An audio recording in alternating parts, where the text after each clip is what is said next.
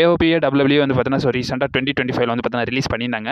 போன வருஷம் அவங்க ரிலீஸ் பண்ணதுக்கான காரணம் என்னன்னு பார்க்கும்போது பட்ஜெட் ஈச்சன்ற மாதிரி நிறைய இது விஷயங்கள் வந்து பார்த்தீங்கன்னா ரூமர்ஸ் வந்து பார்த்தீங்கன்னா பேசிக்கிட்டு இருக்க நிலையில் இப்போ ரீசெண்டாக ட்ரூத் என்னன்றதை ரிவீல் பண்ணி ரீசெண்டாக வந்து பார்த்தீங்கன்னா அரியல் ஹெல்வானி ஷோவில் வந்து பார்த்தீங்கன்னா அப்பியரன்ஸ் ஆயிருக்காங்க. அதில் ஒன் ஆஃப் த மெம்பரான நம்மளுடைய ரேசார் வந்து பார்த்தீங்கன்னா இதை பற்றி பேசியிருக்காரு. அவர் என்ன சொல்லியிருக்காருன்னா 2024 அப்போ வந்து பார்த்தீங்கன்னா ஒயிட் சிக் மெம்பர் கூட வந்து பார்த்தீங்கன்னா ஒரு சில பிரச்சனைகள் வந்து பார்த்தீங்கன்னா அவருக்கு இருந்துச்சு. ஒரு சில ஆர்குமெண்ட்ஸ் அண்ட் ஆல்சோ அவருக்குள்ள வந்து பார்த்தீங்கன்னா ஒரு சில பிரச்சனைகள் 2 பேருக்கும் வந்து பார்த்தீங்கன்னா இருந்தனால தான் டபிள்யூபிள்யூ வந்து ஆத்தர் ஆஃப் பெயின் டீமை மொத்தமாகவே வந்து ரிலீஸ் பண்ணாங்கன்றதை சொல்லியிருக்காரு. ஆக்சுவலி டபிள்யூபிள்யூ 2024 டிசம்பர் அப்போ வந்து பார்த்தீங்கன்னா ஒரு ஹாலிடே டூர் வந்து பார்த்தீங்கன்னா நடத்திருக்காங்க. அதில் வந்து பார்த்தீங்கன்னா ஏஓபிக்கும் ஒயிட் சிக்குக்கும் வந்து பார்த்தீங்கன்னா ஒரு மேட்ச் நடக்கிற மாதிரி இருந்திருக்கு. அந்த மேட்ச்ல வந்து பார்த்தீங்கன்னா 2 பேருமே சண்டை போட்டிருந்தாலும் 2 பேருக்குள்ள வந்து பார்த்தீங்கன்னா ஒரு சில வாக்குவாதம் பார்த்தீங்கன்னா ஆயிருக்காம. ஸோ அது ஒயிட் சிக்ல யாருன்றதை வந்து பார்த்தீங்கன்னா இவர் பேசல. இப்போ கண்டா அவங்க 2 பேருக்கும் வந்து பார்த்தீங்கன்னா ஒரு சில ஆர்குமெண்ட்ஸ் அண்ட் ஆல்சோ மனஸ்தாபங்கள்லாம் வந்தனாலையும் அந்த இஷ்யூ பெரிய லெவலில் பேசப்பட்டனால தான் வந்து ஏஓபிஏ டபிள்யூபிள்யூ ரிலீஸ் பண்ணாங்கன்றதை வந்து பார்த்தீங்கன்னா நம்மளுடைய ரேசர் வந்து பார்த்தீங்கன்னா இப்போ கண்டா மென்ஷன் பண்ணியிருக்காரு.